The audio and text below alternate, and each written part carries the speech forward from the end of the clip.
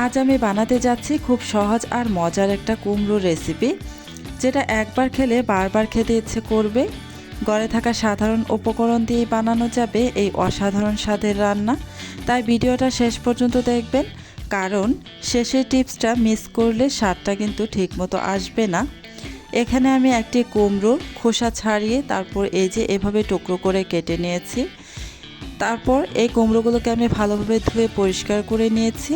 এখন এই কুমড়োর মধ্যে সামান্য একটু হলুদের গুঁড়া আর সামান্য একটু লবণ দিয়ে দিচ্ছি। এবার হাতের সাহায্যে ভালোভাবে কুমড়োর গায়ে লবণ আর হলুদের গুঁড়া মাখিয়ে নেব। এই তো খুব ভালোভাবে মাখানো হয়ে গিয়েছে। এবার চলে যাচ্ছি চুলায়। চুলায় একটা প্যানের মধ্যে দিয়ে দিব পর্যাপ্ত পরিমাণে সয়াবিন তেল। তেলটা গরম হওয়া পর্যন্ত অপেক্ষা করছি।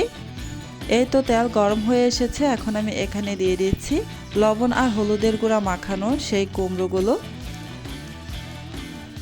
সবগুলো দিয়ে দিলাম, একবারে সবগুলো ভেজে নেব।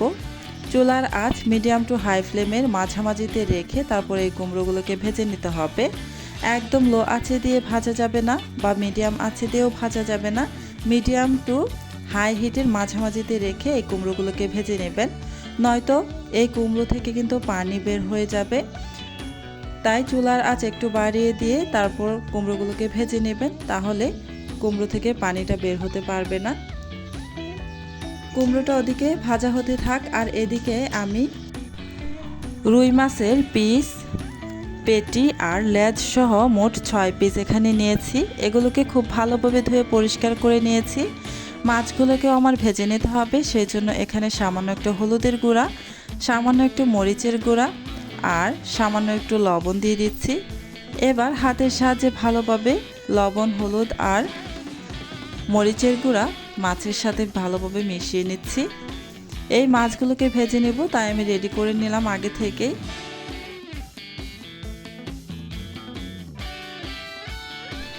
আর এইদিকে দেখুন কুমড়োগুলো কিন্তু আমার প্রায় ভাজা হয়ে গিয়েছে।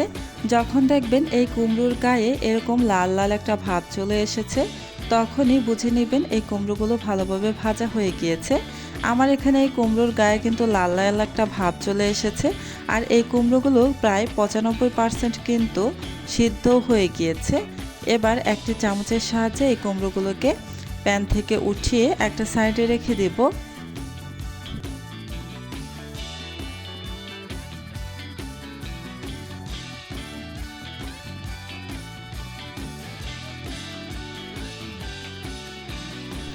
সবগুলো ভাজা কুমড়ো আমার উঠানো হয়ে গিয়েছে, তাই আমি একটা সাইডে রেখে দিচ্ছি। আর এদিকে এই তেলের মধ্যেই দিয়ে দিব আমি যে আগে থেকেই মাছের মধ্যে লবণ, হলুদ আর মরিচের গুঁড়া মাখিয়ে রেখেছিলাম, সেই মাছগুলোকে দিয়ে দিলাম। এবার আমি এই মাছগুলোকে চুলার আঁচ মিডিয়ামে রেখে উল্টে পাল্টে ভেজে নিচ্ছি।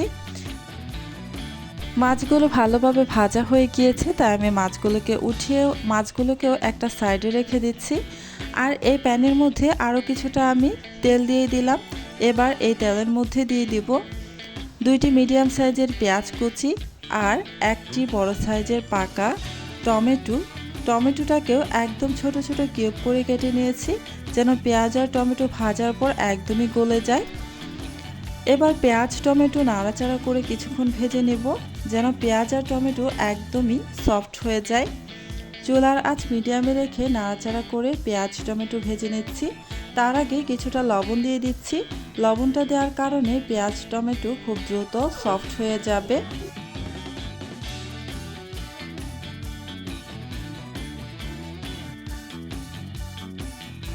পেঁয়াজ টমেটো প্রায় ভাজা হয়ে গিয়েছে, আর এই যে সফট হয়ে গিয়েছে।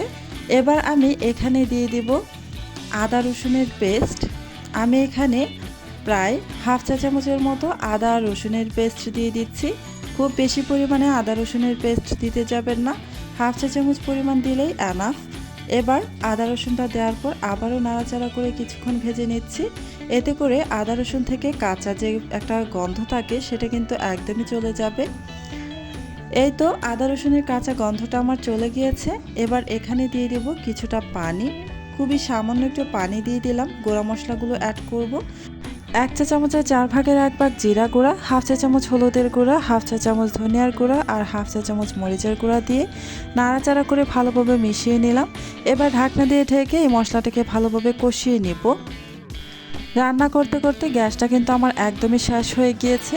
বাকি রান্নাটা আমি ইলেকট্রিক চুলায় করে নিচ্ছি। এই তো মশলাটা আমার ভালোভাবে কষানো হয়ে গিয়েছে। আমি ঢাকনাটা উঠিয়ে নাড়াচাড়া করে নিচ্ছি। মশলাটা খুব ভালোভাবে কষিয়ে নেবেন। মশলাটা কষানোর উপরে কিন্তু নির্ভর করে রান্নার টেস্টটা কতটা ভালো আসবে।